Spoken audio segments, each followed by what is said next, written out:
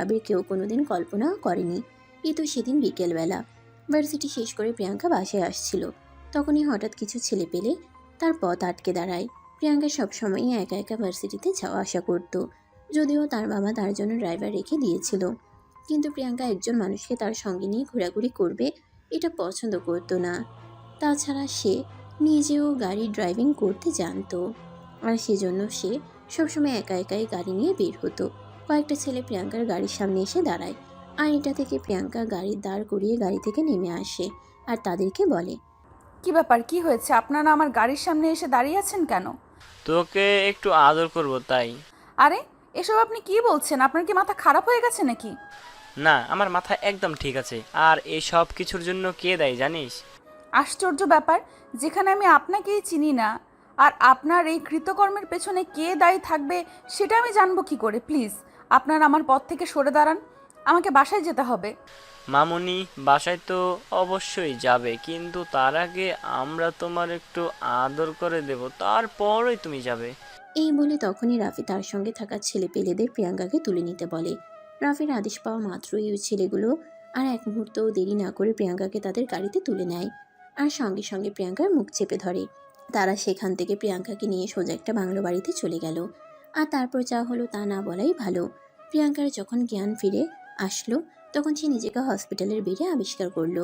প্রিয়াঙ্কার জ্ঞান ফিরে আসতেই দেখতে পেল আবির প্রিয়াঙ্কার বাবা আর হসপিটালের একজন ডক্টর তার পাশে দাঁড়িয়ে আছে। তখনই প্রিয়াঙ্কা তার বাবাকে বলতে লাগলো, বাবা, আমি এখানে আসলাম কি করে? তুমি অজ্ঞান অবস্থায় রাস্তার পাশে পড়েছিলে, আমরাই তোমাকে সেখান থেকে হসপিটালে নিয়ে এসেছি। তোমার সঙ্গে কি হয়েছিল বলো তো আমাদের?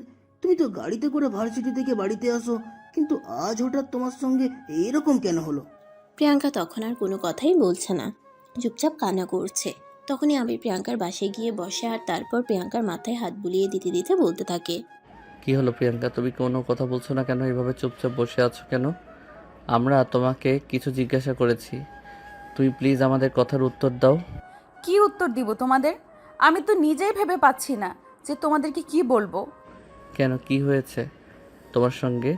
প্লিজ তুমি আমাদেরকে খুলে বলো। সন্ধ্যা পার হয়ে যাচ্ছিল, তুমি বাসায় যাচ্ছিলে না, আর এটা দেখে আঙ্কেল আমাকে ফোন করে, আর তারপরে আমি টিম নিয়ে তোমাকে খুঁজতে বের হই। আর রাত 12টার দিকে তোমাকে আমরা রাস্তার পাশে পড়ে থাকতে দেখি। তারপরে সেখান থেকে আমরা তোমাকে নিয়ে আসি।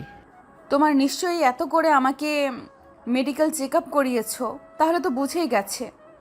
তাহলে আর প্রশ্ন করছো কেন আমার মুখ থেকে শুনতে? হ্যাঁ, আমি ধর্ষিতা হয়েছি। হ্যাঁ, হ্যাঁ, তুমি একদম ঠিক বুঝতে পেরেছো। আমি তোমার কাছ থেকে এটাই জানতে চাই, তোমার এই সর্বনাশের জন্য কে দায়ী? কে তোমার এই অবস্থা করেছে? তাকে আমি ছাড়বো না। তুমি তাকে কিছুই করতে পারবে না, আর তুমি তাকে খুব ভালো করেই চেনো। তাকে হাতের নাগালে পাওয়া এতটাও সহজ নয়। এই বলে প্রিয়াঙ্কা কান্না করতে থাকে। আর এদিকে আবির ঠান্ডা মাথায় চিন্তা করতে থাকে কি করতে পারে প্রিয়াঙ্কার সঙ্গে এরকম। কারণ প্রিয়াঙ্কার ফ্যামিলিতে এমন কোনো প্রবলেম নেই যাতে বাইরের মানুষ তাদের শত্রু হতে পারে।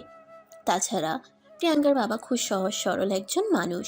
তিনি কখনোই কারো সঙ্গে কোনো ব্যাপারে ঝামেলায় যেতে চান না। বরাবরই তিনি শান্তিপ্রিয় মানুষ।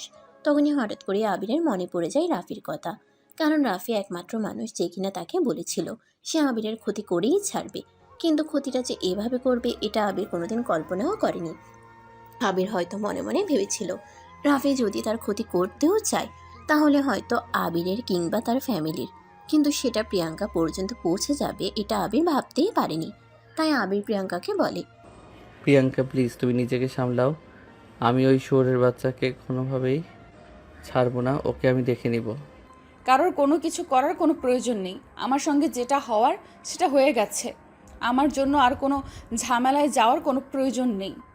ঝামেলাটা তোমার জন্য নয়, ঝামেলাটা আমার জন্য হয়েছে। তাই আমাকে একটু তাই আমাকে বিষয়টা দেখতে হবে। তুমি নিজেকে একটু শক্ত করো, আমি আসছি। এই বলে আবির তখনই হসপিটাল থেকে বের হয়ে থানায় চলে আসলো। আমির পুলিশের রেসিপি।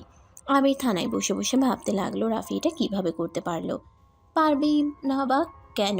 রাফি এলাকার কয়টা মেয়েকে ধর্ষণ করেছে, তার কোনো ঠিক ঠিকানা নেই। কিন্তু এবার সে পুলিশের রেসিপি আবিরের গার্লফ্রেন্ডের সঙ্গে এরকমটা করেছে। আবির তো তাকে কোনোভাবেই ছেড়ে দেবে না। তাই আবির তখনই পুলিশ ফোর্স নিয়ে সোজা রাফির বাড়িতে চলে গেল। কিন্তু রাফিকে সেখানে পেল না। রাফির বাড়িতে যাওয়ার পর রাফির বাবার সঙ্গে আবিরের দেখা হয়। আর তখনই আবির সেখান থেকে জানতে পারে। দেখো না অফিসার, আপনাকে আমি আগেই বলেছিলাম আপনি আমার ছেলের সঙ্গে লাগতে আসবেন না, তাহলে সে আপনার সঙ্গেও খারাপ কিছু করতে দুইবার চিন্তা করবে না। কিন্তু আপনি তো আমার কোনো কথাই শুনলেন না। আপনি ইচ্ছা করে আমার ছেলের পিছনে পড়েছেন। এবার সামলে নিন। সামনে তো নেব, সেটা অবশ্যই, কিন্তু আপনার এই নবাব দাদাকে আমি আর বাইরের আলো বাতাস খেতে দেবো না। ঠিক 24 ঘন্টার মধ্যে যদি আপনার ছেলেকে আমি 14 তারিখের ভিতর ভর্তি না পেয়েছি, আমার নামও আবির নয়, এটা আপনাকে বলে গেলাম। এই বলে আবির থানায় চলে আসে আর তার পার্শ্ববর্তী সকল থানায় রাফির ব্যাপারে খোঁজ নিতে বলে।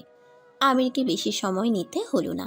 সে 2 ঘন্টার মধ্যেই জানতে পেরে গেল আবির শহর ছেড়ে পালানোর ধান্দা করছে। সে আজকের ফ্লাইটেই ইংল্যান্ড যাওয়ার চিন্তা করছে।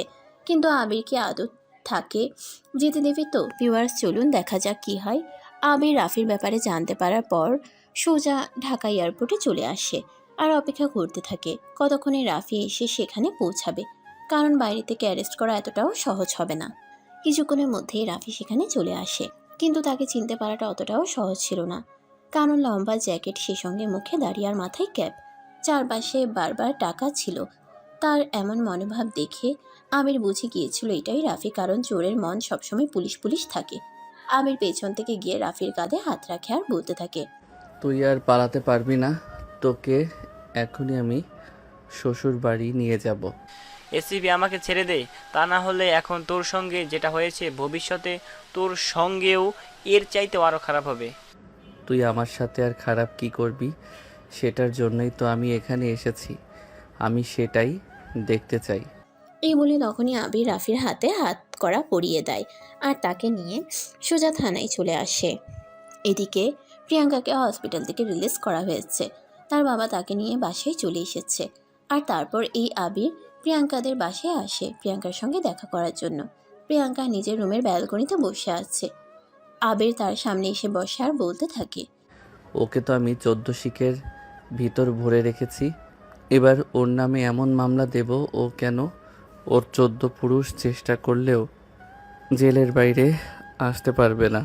প্রিয়াঙ্কার কোনো কথাই বলছে না, আনমনে হয় আকাশের দিকে তাকিয়ে আছে। তাই আবির প্রিয়াঙ্কার হাত দুটো ধরে বলতে থাকে, আমি জানি তুমি আমার উপর অভিমান করে আছো, আর অভিমান করাটাই স্বাভাবিক, কারণ আমার জন্য আজ তোমার এই দশা হয়েছে। প্লিজ তুমি আমাকে ক্ষমা করে দাও। তুমি কেন অযথাই আমার কাছে ক্ষমা চাইছো? তুমি তো সেরকম কিছুই করনি। তুমি আইনের রক্ষক, আর তুমি যদি এই ব্যাপারটাকে প্রশ্রয় দিতে তাহলে তুমি তোমার দায়িত্ব পালন করতে না, আর সেটা আমি বরদাস্ত করতাম না। প্লিজ তুমি নিজেকে একটু স্বাভাবিক করার চেষ্টা করো। প্লিজ এখান থেকে চলে যাও, আমাকে একটু একা থাকতে দাও। আবির তখন আর কোনো কথাই বলল না, সেখান থেকে চুপচাপ উঠে চলে আসলো। এদিকে প্রিয়াঙ্কা আজ 3 দিন পর নিজের মোবাইল ফোনটা অন করেছে। তখনই একটার পর একটা মেসেজ আর কল আসতে শুরু করেছে। কারণ রাফি নামের সেই ছেলেটা প্রিয়াঙ্কাকে ধর্ষণ করেই ক্ষান্ত হয়নি। প্রিয়াঙ্কার ধর্ষণের ভিডিওটা সোশ্যাল মিডিয়ায় ছেড়ে দিয়েছে, যেটা প্রিয়াঙ্কার বন্ধু বান্ধব থেকে শুরু করে আত্মীয় স্বজন সবার মোবাইলে মোবাইলে চলে গিয়েছে। তাই প্রিয়াঙ্কার মোবাইলে একটার পর একটা কল আসতে থাকে। প্রিয়াঙ্কা সবার কল রিসিভ না করলেও তার বেস্ট ফ্রেন্ড তিশার ফোনটা রিসিভ করে। আর তখনই অপর প্রান্ত থেকে শুনতে পায়, দোস্ত, এসব কি দেখছি? এসব কি করে হলো? তোর সঙ্গে কেউ কি করে এমনটা করতে পারলো? প্রিয়াঙ্কা কোনো উত্তর না দিয়েই ফোনটা কেটে দিল আর চিন্তা করতে লাগলো সে নিজের এই জীবন আর রাখবে না। কারণ তার মান ইজ্জত সব কিছুই তো চলে গিয়েছে, এখন আর বেঁচে থেকে কি হবে। সে ব্যালকনি থেকে সোজা রুমে চলে যায় আর ফ্যানের সঙ্গে নিজের গলার ওড়নাটা ঝুলিয়ে নেয়। ঠিক ওই মুহূর্তেই তাদের বাড়ির কাজের মেয়ে এসেছিল তাকে দুপুরের খাবার দিতে।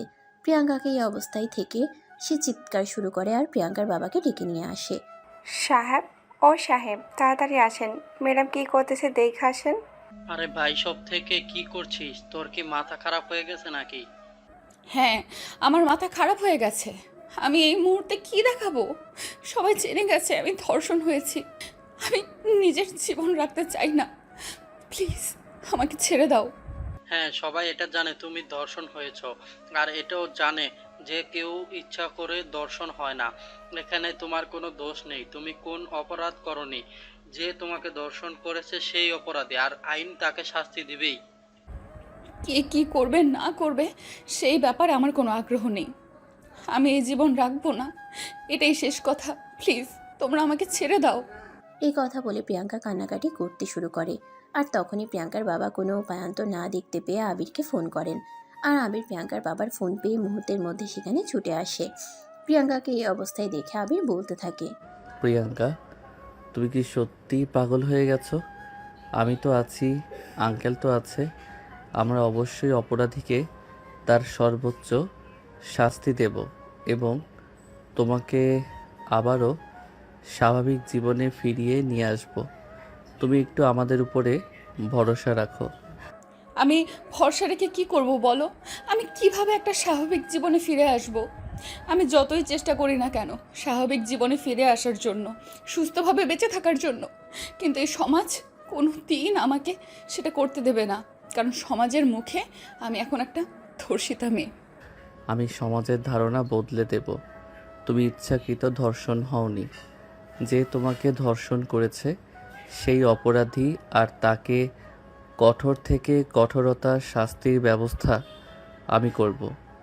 তো কি সব কিছু ঠিক হয়ে যাবে নাকি? কোনো কিছুই কোনো দিন আর ঠিক হবে না।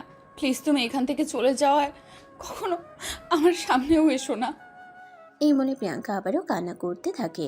তখনই আবির বলে, এটা তুমি কি বলছো? তোমার মাথা ঠিক আছে তো? আমি তোমায় ভালোবাসি আর তোমায় বিয়ে করব বলে কথা দিয়েছি। হ্যাঁ, সেটা যখন আমি ভালো ছিলাম তখনকার কথা, আর এখন আমি একটা ধর্ষিতা মেয়ে। তো কি হয়েছে? তখনও তোমায় আমি ভালোবাসি, এখনও তোমায় আমি ভালোবাসি। আমার ভালোবাসার বিন্দুমাত্র পরিমাণ আসেনি আর আসবেও না। এরপর কি হলো সেটা তো আপনারা দেখতে পারেন। প্রিয়াঙ্কা তো ঠিক করে নিয়েছে সে কোনোভাবেই আর আবিরকে নিজের জীবনের সঙ্গে জড়াবে না, কারণ আবির একটা ভদ্র ফ্যামিলির ছেলে আর তার ফ্যামিলিরও একটা মানিজ্যত আছে। তাই প্রিয়াঙ্কা চায় না কোনোভাবেই প্রিয়াঙ্কার এই জীবনের সঙ্গে ভালো জীবনটাকে জড়িয়ে নেয়। আবির সেদিন রাতেই তার ফ্যামিলির সবার সঙ্গে কথা বলে, যদিও তার ফ্যামিলি এই ব্যাপারটা কোনোভাবেই মেনে নিচ্ছিল না, কিন্তু আবির প্রচণ্ড জেদি, তাই সে তার পরিবারকে স্পষ্ট জানিয়ে দেয়। দেখো, তোমরা যে যাই কিছু করো আর যে যাই কিছু বলো না কেন, আমাকে প্রিয়াঙ্কার থেকে কোনোভাবেই আলাদা করতে পারবে না। আমি ঠিক 1 সপ্তাহের মধ্যেই প্রিয়াঙ্কাকে বিয়ে করে এই বাড়িতে নিয়ে আসব। তারপর তোমরা আমাকে এই বাড়িতে জায়গা দেবে কি দেবে না সেটা একান্তই তোমাদের ব্যক্তিগত ব্যাপার। আমি তোর সঙ্গে একমত, কারণ মেয়েটার সঙ্গে তোর সম্পর্ক ছিল বলে আজ মেয়েটার এই অবস্থা হয়েছে। তাই মেয়েটার বিপদে মেয়েটাকে ফেলে রেখে চলে আসাটা কাপুরুষের কাজ। দেখো, তোমরা প্লিজ এটা বোঝার চেষ্টা করো। মেয়েটা ধর্ষিতা, আর ওকে বিয়ে করলে সমাজে আমাদের মান ইজ্জত বলতে কিছুই থাকবে না। সবাই বলবে ওই মেয়ের বাবা টাকা পয়সার জন্য আমার ছেলের সঙ্গে বিয়ে দিয়েছে। যার মানসিকতা যেমন সে তো তেমন কথাই বলবে। আমরা তো আর মানুষের মানসিকতা কোনো দিনও পরিবর্তন করতে পারবো না।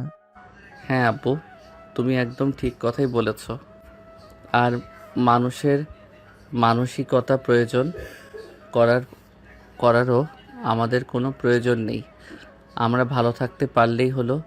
কে কি বলল না বলল সে ব্যাপারে মাথা ব্যথা দেখানোর কোনো প্রয়োজন নেই। এই বলে আবির নিজের রুমে চলে আসে আর সঙ্গে সঙ্গে প্রিয়াঙ্কার আব্বুকে ফোন দিয়ে সবকিছু জানিয়ে দেয়। এই কথা শুনে প্রিয়াঙ্কার আব্বু মনে মনে একটু খুশি হন, কারণ প্রিয়াঙ্কা ওনার একটা মাত্রই সন্তান। প্রিয়াঙ্কাকে তিনি কোনোভাবেই হারাতে চান না। রাত 10টা বাজে। প্রিয়াঙ্কার বাবা নিজেই প্রিয়াঙ্কার রুমে তার জন্য খাবার নিয়ে যান। মা, আবিরের পরিবার সবকিছু মেনে নিয়েছে, এবার তো তুই একটু শান্ত হ। তোমরা কি শুরু করেছো আমি সেটাই বুঝতে পারছি না। তোমরা চাইলেও আমি আবিরকে বিয়ে করব না। আবির আমার সতীত্বকে ভালোবেসেছিল, আর এখন তো আমার সেটাই নেই। দেখ, সে যদি তার ভালোবাসায় ঘরে ভাঙন দিতে না চায়, তাহলে তুই কেন ইচ্ছে করে তোর ভালোবাসা করে ভাঙন দিচ্ছিস? জানিস আবিরকে কথাটা ভালোবাসে, তারপরেও কেন ছেলেটাকে কষ্ট দিতে চাইছিস? আমি কাউকে কষ্ট দিতে চাইছি না। আমি শুধু এইটুকুই চাই যে আমার জন্য কারোর মান সম্মান হানি না হোক। পরে চিন্তা করা যাবে, এখন তুই আগে খাবারটা খেয়ে নে, সারাদিন তো কিছুই খাসনি। এই কথা বলে প্রিয়াঙ্কার আব্বু নিজেই প্রিয়াঙ্কাকে খাবার খাইয়ে দিতে লাগলেন। প্রিয়াঙ্কা ছোট বাচ্চার মতো তার বাবার হাত থেকে খাবারটা খেয়ে নিল, একদম সেই ছোটবেলার মতো। তারপর তার বাবা তাকে ওষুধ খাইয়ে দিয়ে নিজের রুমে চলে গেল। এরপর দেখতে দেখতে 2 দিন চলে গেল। তৃতীয় দিন আবির তার বাবা মা সহ তার একমাত্র ছোট বোন রিয়াকে সঙ্গে নিয়ে প্রিয়াঙ্কার সঙ্গে দেখা করতে এসেছে। যদিও আবিরের মা ইচ্ছাকৃত আসতে চায়নি, আবির এবং তার বাবার জোড়াজুড়িতেই আসতে বাধ্য হয়েছেন। সবাই ড্রয়িং রুমে বসে আছে। তখনই আবিরের আব্বু বলে, দেখো, তুমি একদম মন খারাপ করো না। তোমার সঙ্গে যেটা হয়েছে সেটা আমার এই ছোট্ট মেয়েটা রিয়ার সঙ্গেও হতে পারতো। তখন আমরা কি করতাম বলো তো? হ্যাঁ ভাবি, আব্বু একদম ঠিক কথাই বলেছে। আর যদি আমার সঙ্গে এরকমটা হতো তাহলে তো আমার ফ্যামিলি আর আমাকে দূরে ছুঁড়ে ফেলে দিতে পারতো না। তাছাড়া ভাইয়া তোমাকে ভালোবাসে, এটাই সবচাইতে বড় কথা। তাই প্লিজ আমরা সবাই তোমাকে রিকোয়েস্ট করে বলছি, যা হয়েছে সব ভুলে যাও, ভাইয়াকে কষ্ট দিও না। কিন্তু তারপরও আমার জন্য সমাজে আপনাদের মানহানি হবে। সবাই বলবে একটা ধর্ষিতা মেয়েকে নিজের পুত্রবধূ বানিয়েছেন। যার মানসিকতা ছোট সে তো ছোট কথা বলবেই। তাই বলে কি আমরা ভালো কাজগুলো থেকে দূরে থাকবো? কখনো না।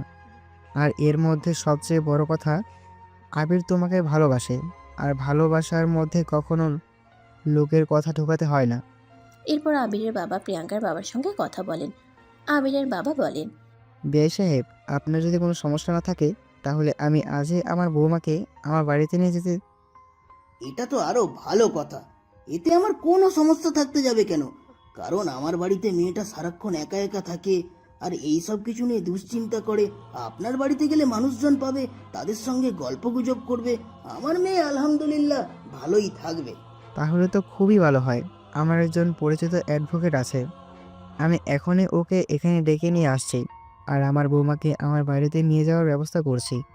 এরপর আবিরের আব্বু তখনই ওনার অ্যাডভোকেট বন্ধুকে প্রিয়াঙ্কাদের বাড়িতে নিয়ে আসেন আর আবির আরও প্রিয়াঙ্কার ম্যারেজ রেজিস্ট্রি করিয়ে দেন। তারপর তিনি প্রিয়াঙ্কার হাত দুটো ধরে বলতে থাকেন, তুমি আজ থেকে আমার পুত্রবধূ। তোমার মান ইজ্জত সব কিছু রক্ষা করার দায়িত্ব আমি নিলাম। হ্যাঁ ভাবি, তুমি একদম মন খারাপ করবে না, আমরা সবাই আছি তোমার পাশে। এরপর সেদিন রাতেই প্রিয়াঙ্কাকে নিয়ে আবিরের বাড়িতে চলে আসা হয়। রিয়া প্রিয়াঙ্কার সঙ্গে বসে গল্প করছে।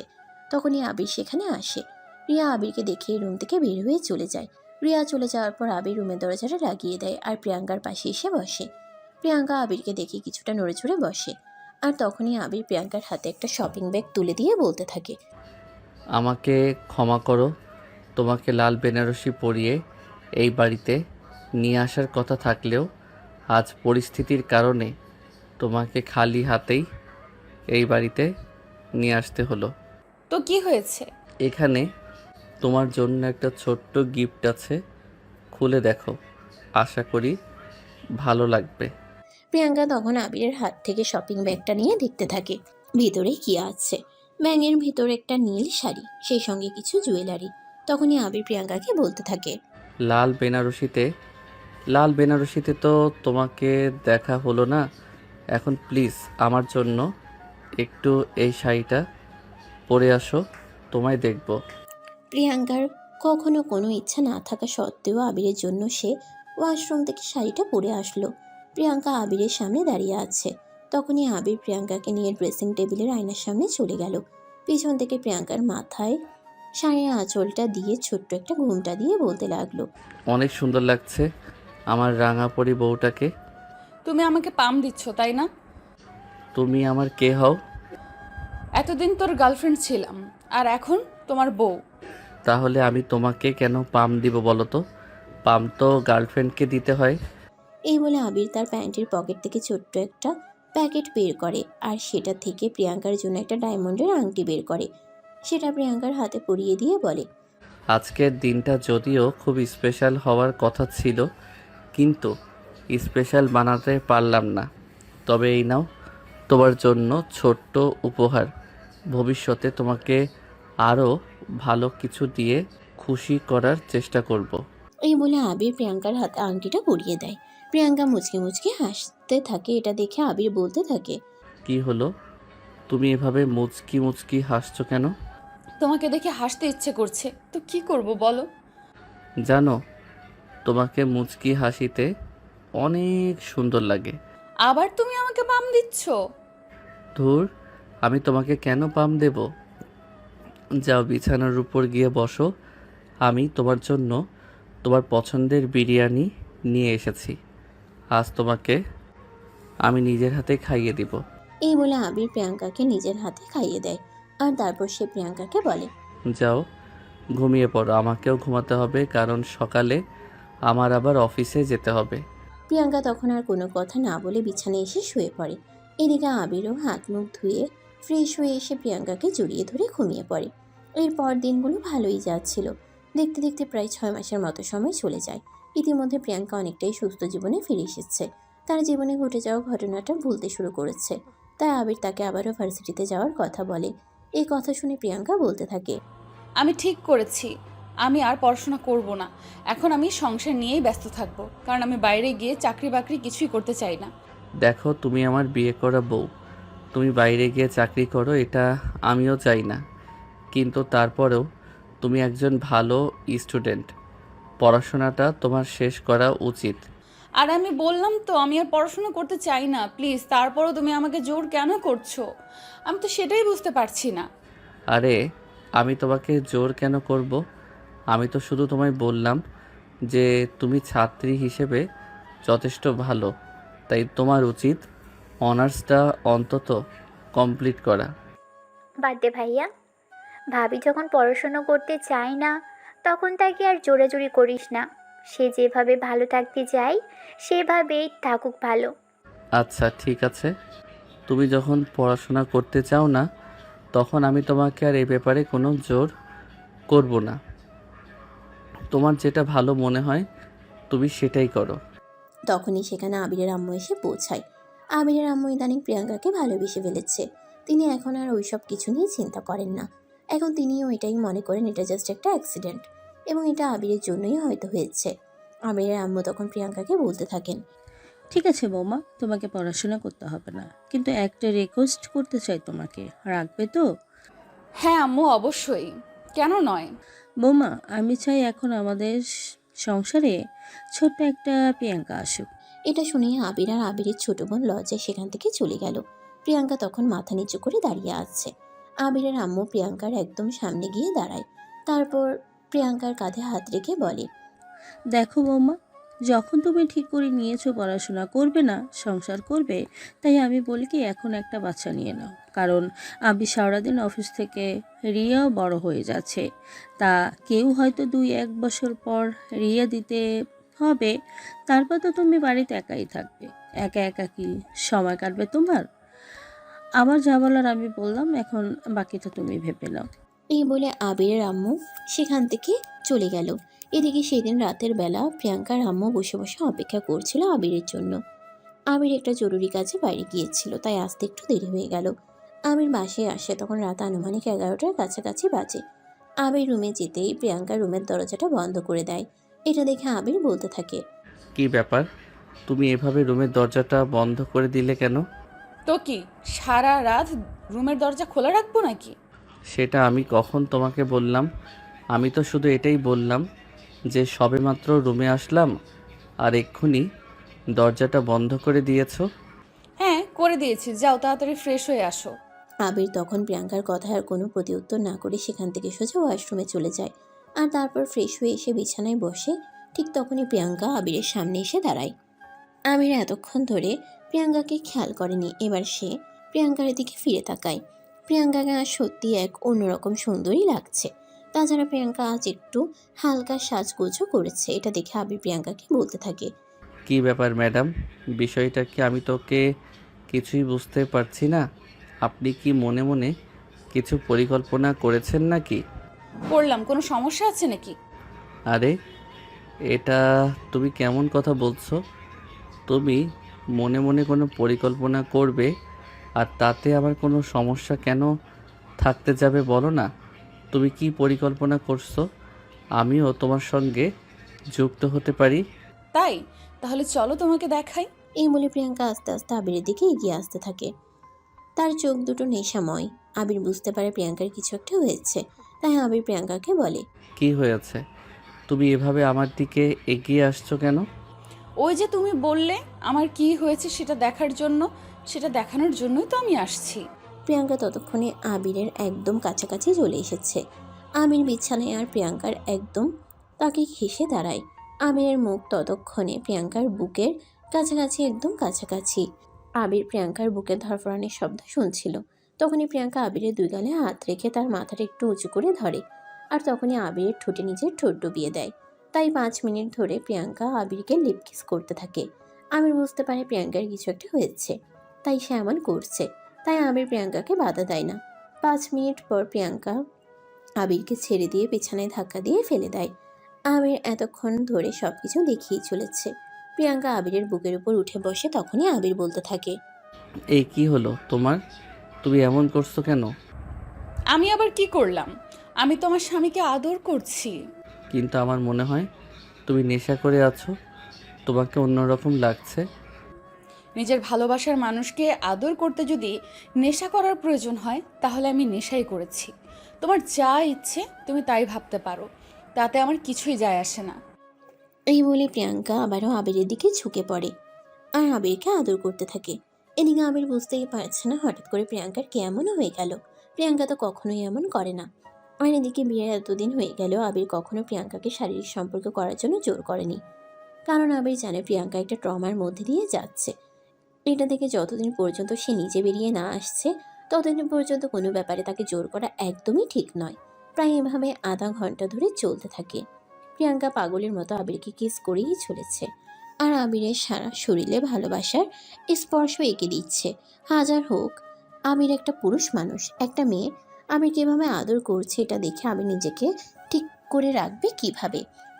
আবির শেষমেশ প্রিয়াঙ্কার সঙ্গে রেসপন্স করতে থাকে। প্রিয়াঙ্কা আবিরের রেসপন্স পেয়ে আরও উতলা হয়ে ওঠে আর পাগলের মতো আবিরকে ভালোবাসার স্পর্শ দিতে থাকে। এভাবেই দুজন দুজনের মধ্যে হারিয়ে যায়। তারপর থেকে তাদের দিন খুব ভালো হয়ে যায়। সেদিন হঠাৎ করেই প্রিয়াঙ্কার মাথা ঘুরে পড়ে যায়। আবির তখন সকালবেলা ঘুম থেকে উঠে প্রিয়াঙ্কা তার জন্য চা বানিয়ে নিয়ে আসে। ঠিক ওই মুহূর্তেই ঘটনাটা ঘটে। আবির তখনই প্রিয়াঙ্কাকে ধরে নেয় আর বলতে থাকে, এই কি হলো তোমার? কিন্তু প্রিয়াঙ্কা ততক্ষণে জ্ঞান হারিয়ে ফেলেছে। তাই আবির সঙ্গে সঙ্গে ডাক্তারকে ফোন করে বাসায় ডেকে নেয়। আর তারপর যেটা শুনে আমি আর কি বলবো ভিউয়ার্স, আপনারাই দেখে নিন। আপনার জন্য একটা সুখবর আছে মিস্টার আবির। কি সুখবর ডক্টর? আমাদের মিষ্টি খাওয়ান, আপনি প্রথমবারের মতো বাবা হতে চলেছেন। কথাটা শুনে আবিরের খুশি আর দেখে কে। সে এক লাফে প্রিয়াঙ্কাকে জড়িয়ে ধরে আর বলতে থাকে, বউ পাখি, আজ আমি সত্যি অনেক খুশি। আমি তোমাকে যখন প্রথম ভালোবেসেছিলাম তখনই স্বপ্নগুলো দেখতাম।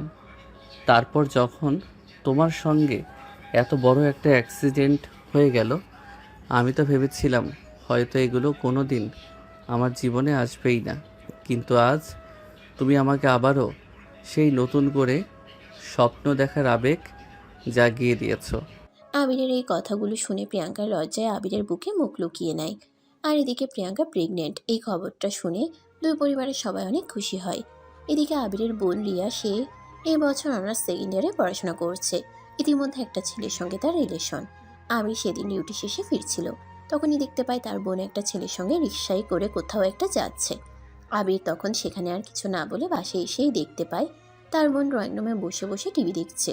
তখনই ঠাস ঠাস করে তার গালে দুটো চড় বসিয়ে দিয়ে বলতে থাকে, এই দিন দেখার জন্য তোকে পড়াশোনা করতে ভার্সিটিতে পাঠাই। কি হয়েছে ভাইয়া? তুমি এভাবে আমাকে মারছো কেন? দেখ, একদম ন্যাকা সাজার চেষ্টাও করবি না। তুই খুব ভালো করেই জানিস আমি কেন তোকে মেরেছি। এবার বল, ওই ছেলেটাকে আর ওর সঙ্গে কতদিন ধরে ওইসব চলছে? না মানে, আসলে ভাইয়া, আমাদের 3 বছরের রিলেশন। আমরা দুজন দুজনকে অনেক ভালোবাসি। চুপ কর তুই। নিজের বড় ভাইকে সব কথা বলতে তোর লজ্জা করছে না? যেখানে তোকে ভার্সিটিতে পাঠাই পড়াশোনা করার জন্য, আর তুই এসব করে বেড়াস। ততক্ষণে আবিরের চিৎকার শুনে প্রিয়াঙ্কা সেখানে চলে আসে আর আবিরকে বলতে থাকে, কি হয়েছে? তুমি এইভাবে ওকে মারছো কেন? কি হয়েছে সেটা আমাকে কেন জিজ্ঞাসা করছে? ওকে জিজ্ঞাসা করলেই তো পারো। প্রিয়াঙ্কা তখন আর কোনো কথা না বলে রিয়াকে নিয়ে সেখান থেকে নিজের রুমে চলে যায়। তারপর বিছানার উপর বসিয়ে রিয়ার পাশে বসে রিয়ার হাত দুটো ধরে বলে, কি হয়েছে আমাকে খুলে বলো তো শুনি। ভাবি, আসলে নীলের সঙ্গে আমার 3 বছর ধরে রিলেশন। আজ আমরা রিক্সায় করে একটু ঘুরতে বের হয়েছিলাম, তখনই মনে হয় ভাইয়া দেখে নিয়েছে। 3 বছর ধরে একটা ছেলের সঙ্গে তোমার রিলেশন, আর এই কথাটা তুমি গোপন কেন রেখেছো বলো তো? ভাবি, আসলে নীল এখনও কোনো চাকরি বাকরি করছে না, তাই ফ্যামিলিকে বলার সাহস পাচ্ছি না।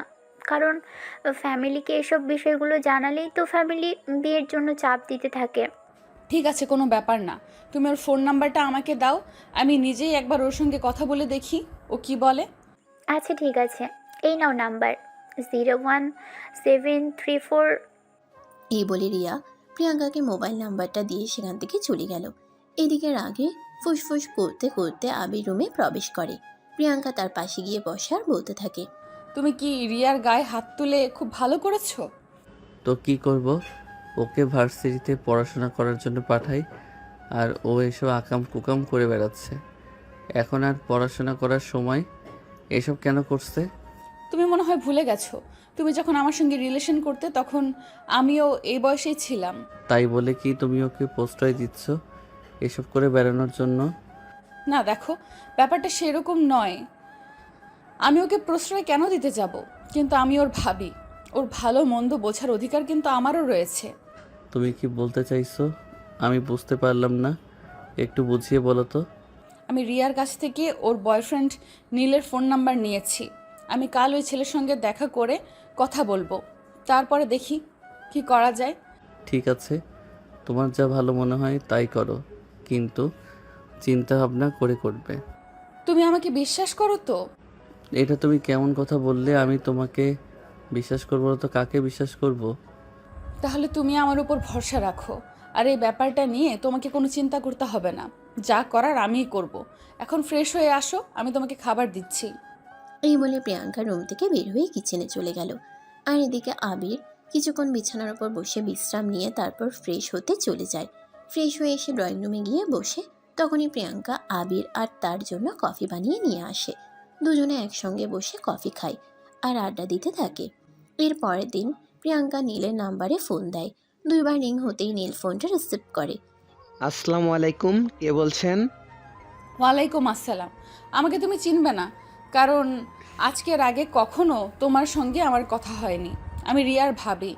আজ বিকেলে তুমি আমার সঙ্গে একটু দেখা করতে পারবে? ও আচ্ছা, ভাবি কেমন আছেন আপনি? এই তো আলহামদুলিল্লাহ, আল্লাহর রহমতে ভালোই আছি। বলছিলাম বিকেলে তুমি একটু আমার সঙ্গে দেখা করতে পারবে? হ্যাঁ অবশ্যই, কোথায় দেখা করবেন বলেন?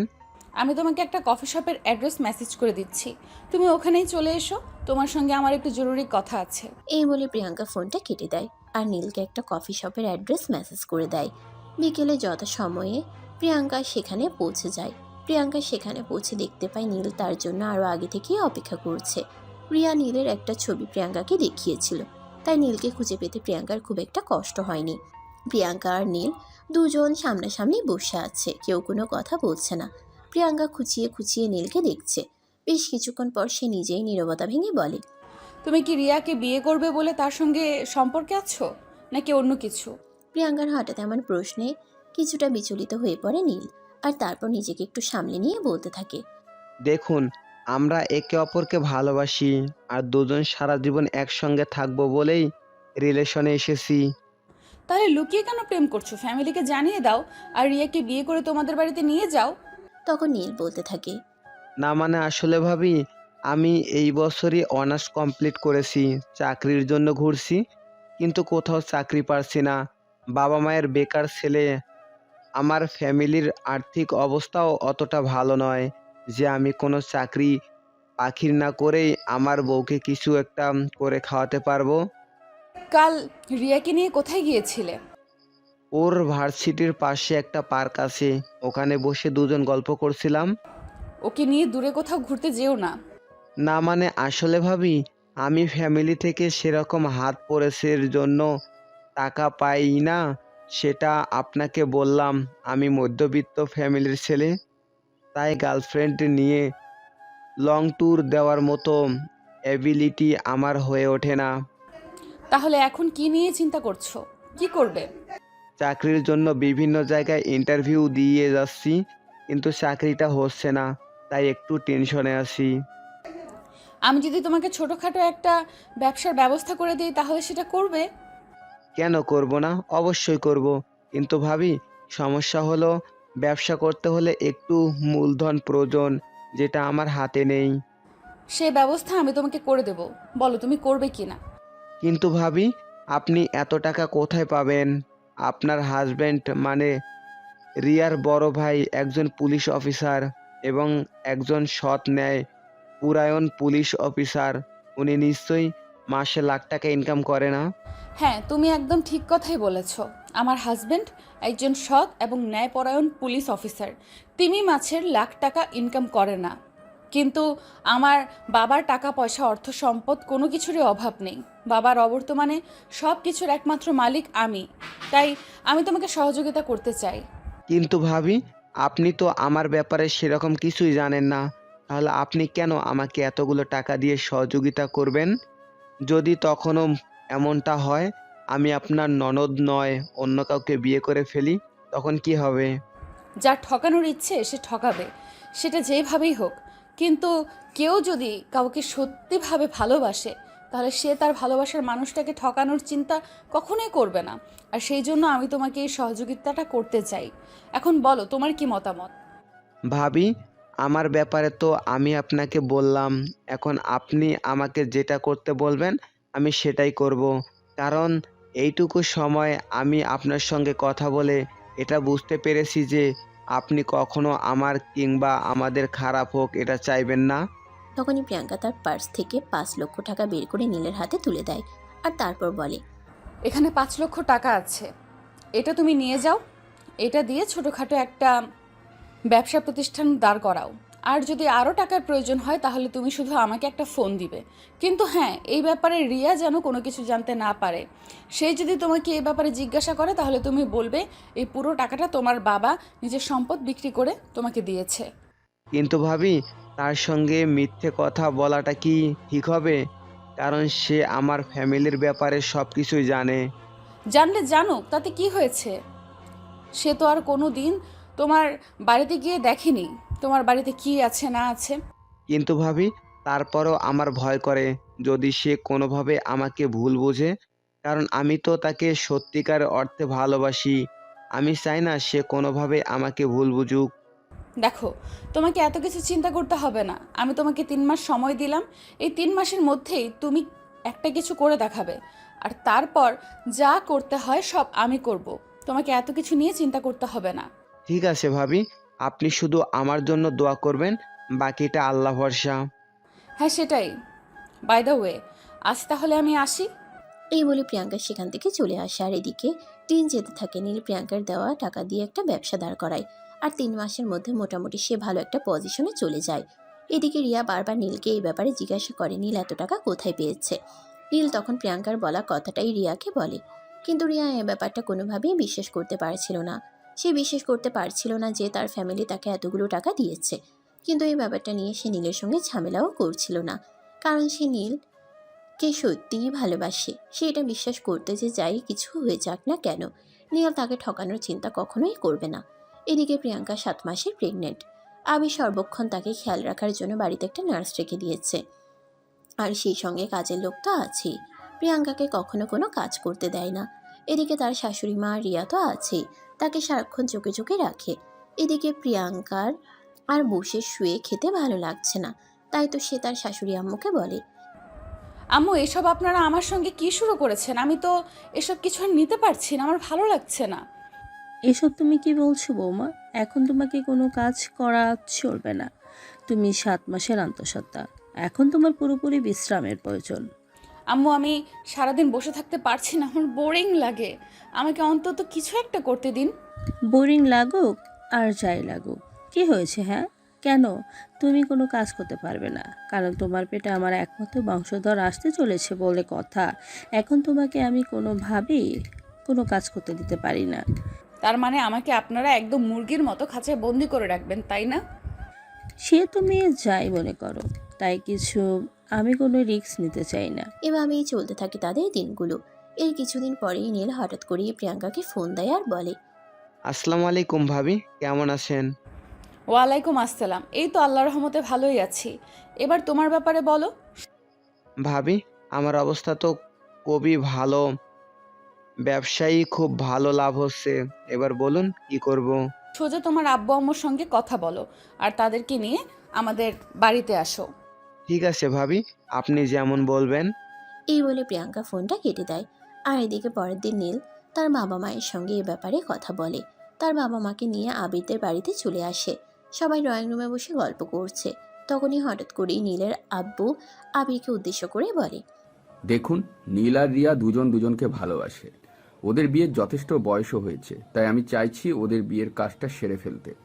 হ্যাঁ আঙ্কেল, এটা আপনি একদম ঠিক কথাই বলেছেন। আব্বু আম্মু, তোমরা কি বলো এই ব্যাপারে? সে তোরা যেটা ভালো মনে করিস সেটাই কর। আমার এই ব্যাপারে কিছুই বলার নেই, কারণ তারা দুজন দুজনকে ভালোবাসে। আর ভালোবাসার একটা সম্পর্কে পূর্ণতা দেওয়ার মতো ভালো আর কিছুই নেই। তারপর দুই পরিবারের সম্মতিতে নীল আর রিয়ার বিয়েটা হয়ে যায়। 2.5 মাস পর প্রিয়াঙ্কা সেদিন সকালবেলা হঠাৎ করে অসুস্থ হয়ে পড়ে। আবিরের আবার অফিসে একটা জরুরি কাজ পড়ে যায়, তাই আবিরকে থানায় চলে যেতে হবে। আবির তার আম্মুকে ডেকে বলে, আম্মু, প্রিয়াঙ্কার শরীরটা খারাপ লাগছে, তুমি প্রিয়াঙ্কার খেয়াল রেখো। আমাকে এক্ষুনি থানায় যেতে হবে। অবস্থা খারাপ বুঝলে আমাকে ফোন করো। ঠিক আছে, তুই কোনো চিন্তা করিস না, আমি তো আছি। এই বলে আবির বাসা থেকে বের হয়ে চলে যায়। এদিকে প্রিয়াঙ্কার অবস্থা ক্রমশ খারাপ হতে থাকে। প্রিয়াঙ্কার প্রচণ্ড ব্যথা উঠে, ব্যথায় প্রিয়াঙ্কার শরীর একদম নীল হয়ে যাচ্ছিল। তাই আবিরের আম্মু কোনো রিস্ক না নিয়ে প্রিয়াঙ্কাকে নিয়ে হসপিটালে চলে আসেন। এদিকে হসপিটালে আসার পর ডাক্তার আল্ট্রাসনোগ্রাফি করেন।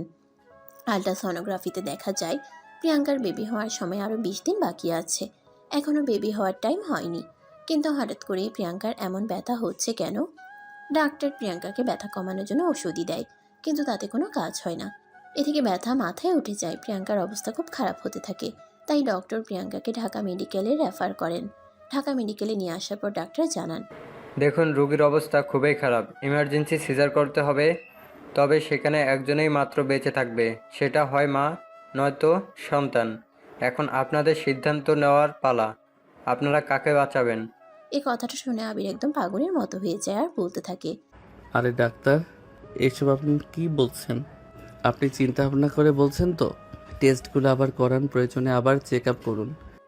দেখুন, আমি সব কিছু ভালোভাবে দেখে তারপরেই বলছি, আমরা দুজনকে বাঁচাতে পারবো না, যে কোনো একজনকে বাঁচাতে হবে, হয়তো বাচ্চা নয়তো মা। দেখুন, আবার দুজনকেই লাগবে। আপনি টাকা পয়সা নিয়ে কোনো চিন্তা করবেন না। টাকা যা লাগে আমি দেব। প্রয়োজনে আমার কিডনি বিক্রি করে টাকা দেব, কিন্তু আমার দুজনকেই চাই। দেখুন, এটা কোনোভাবেই সম্ভব নয়। আমাদের যা বলার বলে দিয়েছি, এখন সিদ্ধান্ত নেওয়ার পালা আপনাদের। প্লিজ ডক্টর, আপনি একটু চেষ্টা করে দেখুন। প্রিয়াঙ্কা না থাকলে আমি বেঁচে থাকবো না, আর সন্তান বেঁচে না থাকলে প্রিয়াঙ্কা মানসিক তবে ভেঙে পড়বে। প্লিজ আপনারা কিছু একটা করুন। এই বলে আবির কান্না করতে থাকে। আর তখন ডাক্তার আবিরকে বলে, দেখুন, আমরা দুজনকে একসঙ্গে বাঁচাতে পারবো কি না সেটা বলতে পারছি না, কারণ জীবন মৃত্যুর উপর আমাদের কোনো হাত নেই। তারপরেও আমরা আমাদের সর্বোচ্চ চেষ্টা করব, দেখে আল্লাহ কি রেখেছে। এই বলে ডক্টর সেখান থেকে চলে যান এবং প্রিয়াঙ্কাকে অপারেশন হলে নিয়ে যাওয়ার জন্য প্রস্তুত করেন। 2 ঘন্টার পর ডাক্তার অপারেশন থিয়েটার থেকে বের হন।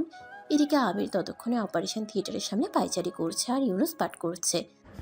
আল্লাহ, তুমি আমার স্ত্রী সন্তান দুজনকেই সুস্থ অবস্থায় আমার কাছে ফিরিয়ে দাও। আমি এছাড়া তোমার কাছে আর কোনো কিছুই চাই না। তারা দুজন মানুষই আমার জীবনে খুবই ইম্পর্ট্যান্ট। আল্লাহ, তুমি একটু দয়া করো। ততক্ষণে ডাক্তার অপারেশন থিয়েটার থেকে বের হয়।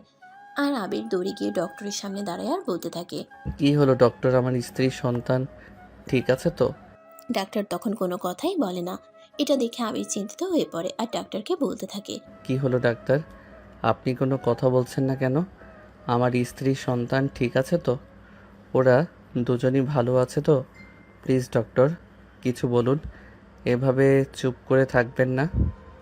তখনই ডাক্তার আবিরকে উদ্দেশ্য করে বলতে থাকে, I am so sorry mister Abir. আমরা অনেক চেষ্টার পরেও আপনার সন্তানকে বাঁচাতে পারলেও আপনার স্ত্রীকে বাঁচাতে পারলাম না। কথাটা শোনা মাত্রই আবির চিৎকার দিয়ে যেতে ওঠে। আর তখনই তার মা বাবা বা তার ছোট বোন এবং প্রিয়াঙ্কার বাবা তার কাছে চলে আসে।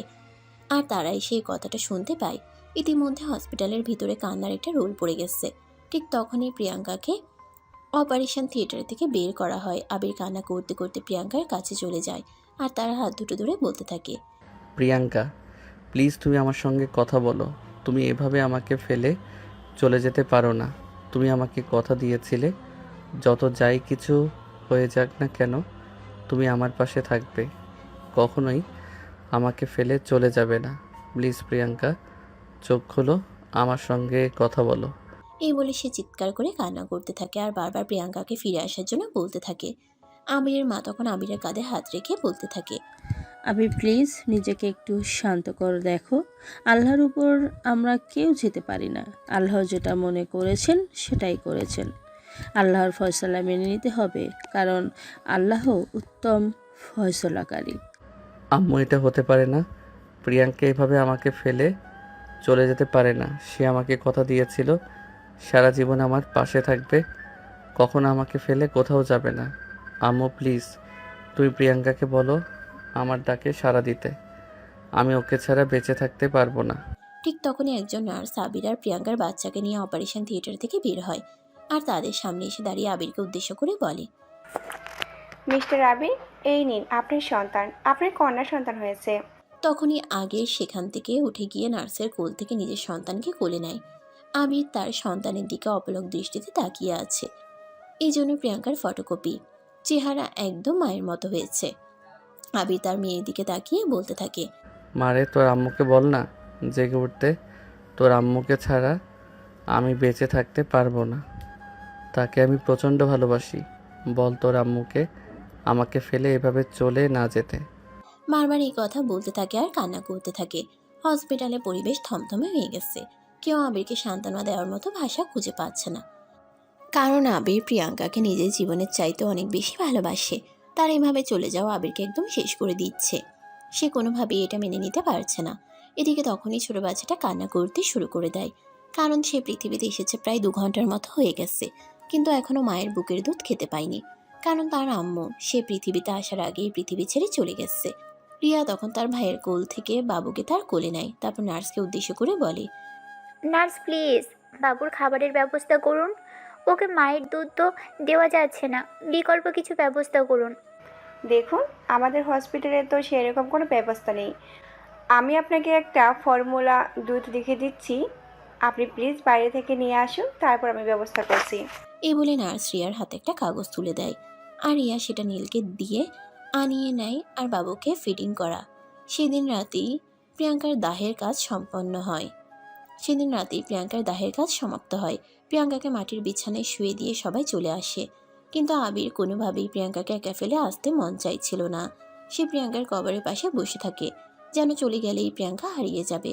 অনেক কষ্ট করে সবাই আবিরকে সেখান থেকে নিয়ে বাসায় চলে আসে।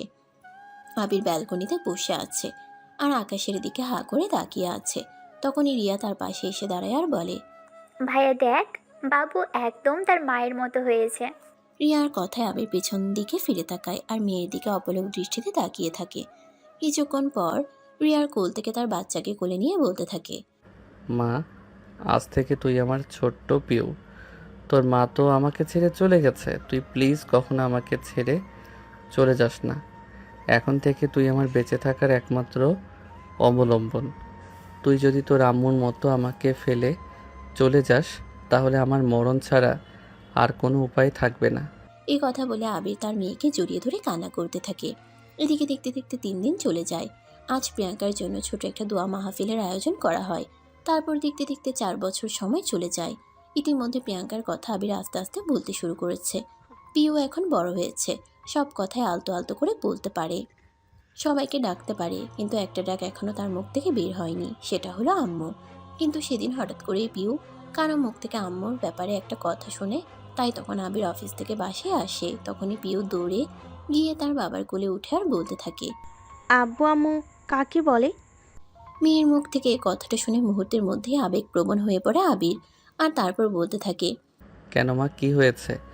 এ ব্যাপারে কে তোমাকে কি বলেছে? আমাকে বলো তো শুনি। জানো, ওই পাশের বাড়িতে আমার একটা নতুন বন্ধু হয়েছে। সে বলল তার আম্মু নাকি তাকে অনেক আদর করে। আমার কি আম্মু আছে? না মা, তোমার আম্মু নেই। তোমার আম্মু ওই আকাশের তারা হয়ে গেছে। তাহলে আমাকে একটা আম্মু এনে দাও না, যে আমাকে অনেক ভালোবাসবে। আম্মু, এসব কথা বলতে হয় না।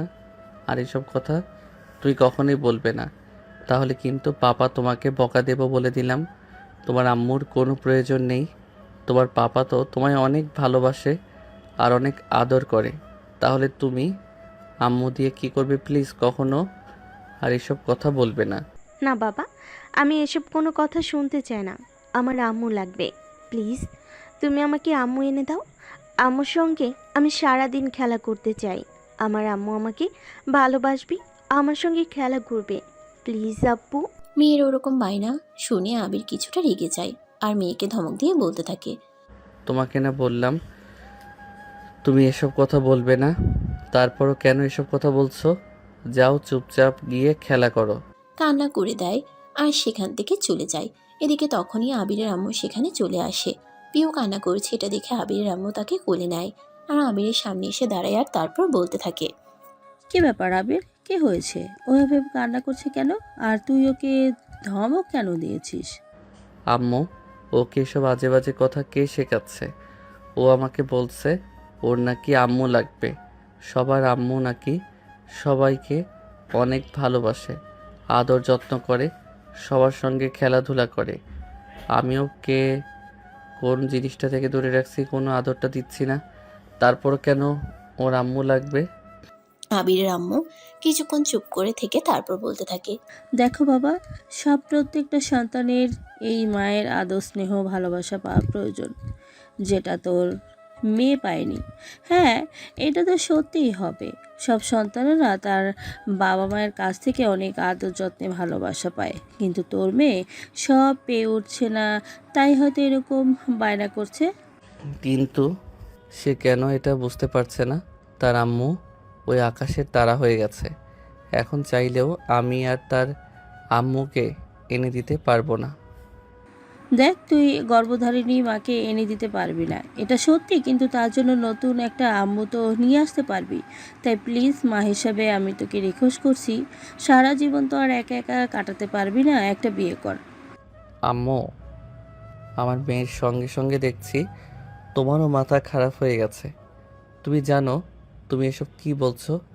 আমি কখনো প্রিয়াঙ্কাকে ছাড়া অন্য কাউকে ভালোবাসতে পারবো না। সে আমার জীবনের সবটা জুড়ে রয়েছে। আমার জীবনের সঙ্গে অন্য কাউকে জড়ানো এটা কোনোভাবেই সম্ভব নয়, কারণ সে আমার আত্মার সঙ্গে মিশে রয়েছে। তার জায়গাটা অন্য কাউকে আমি কখনোই দিতে পারবো না। আমি জানি, তারপরও তোর মেয়ের জন্য বলছি, একটাবার চিন্তা করে দেখিস।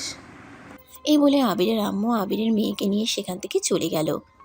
আর এদিকে আবির নিজের রুমে চলে আসে আর মনে মনে চিন্তা করতে থাকে, সত্যিই কি সে তার মেয়েকে প্রপার ভালোবাসা আদর দিতে পারছে না, যার কারণে তার মেয়ের মনে হচ্ছে তার একটা মায়ের প্রয়োজন।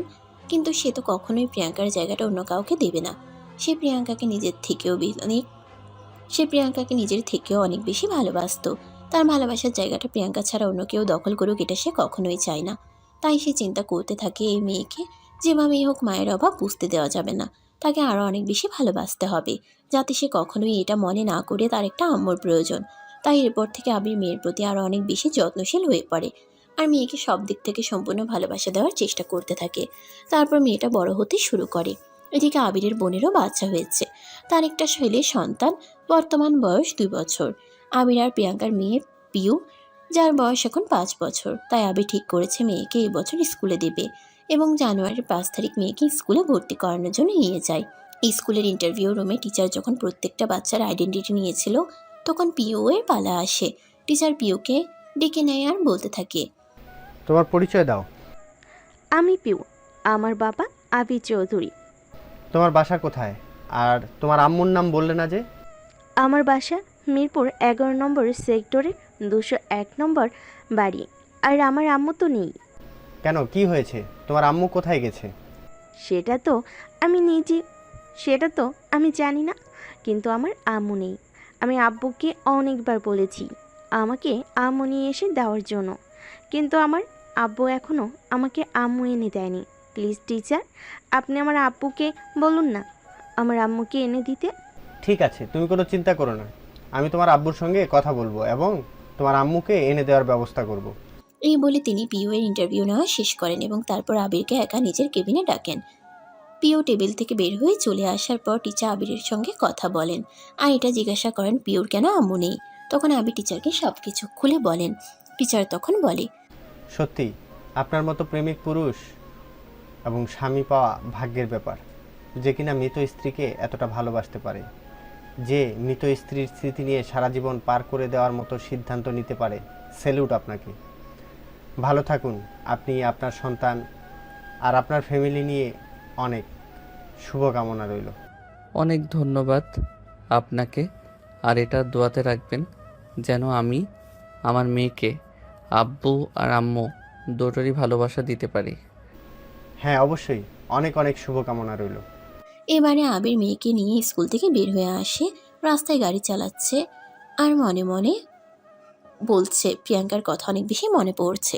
আবির আনমনেই বলে ওঠে, আমাকে ছেড়ে চলে যাওয়াটা কি এতটাই জরুরি ছিল যে আমার মেয়েটা আজ আম্মু বলে ডাকতে পারে না?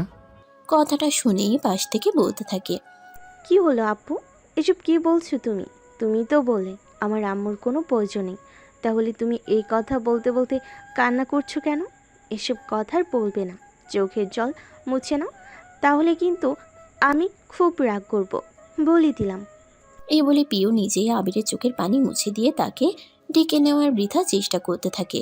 তখনই আবির গাড়িটা থামিয়ে মেয়েকে বুকের সঙ্গে জড়িয়ে নিয়ে বলতে থাকে, না রে, তোর আম্মু তো আমাকে ছেড়ে চলে গেছে, কিন্তু তুই কখনো আমাকে ছেড়ে চলে যাস না।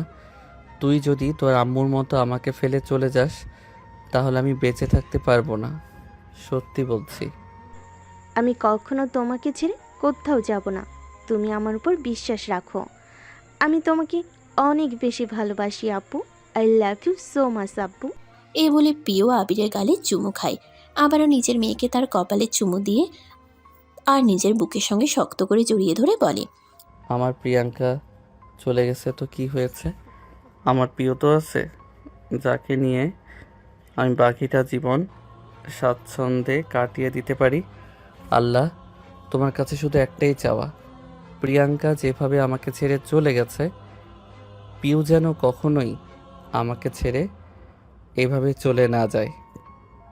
আল্লাহ, তুমি পিউকে কখনোই আমার জীবন থেকে সরিয়ে নিও না, আমিন। এই বলে আবির চোখে জল ফেলতে থাকে। সুপ্রিয় ভিউয়ার্স, আমাদের আজকের গল্পটা এই পর্যন্তই। গল্পটা আপনাদের কাছে কেমন লেগেছে ছোট্ট একটা কমেন্টে জানাবেন। ভালো লাগলে লাইক, কমেন্ট অ্যান্ড শেয়ার করে পাশেই থাকবেন। ধন্যবাদ সবাইকে এতক্ষণ সাথে থাকার জন্য। আল্লাহ হাফেজ। আবার দেখা হবে নতুন কোনো গল্পে। সে পর্যন্ত সবাই ভালো থাকুন এবং সুস্থ থাকুন।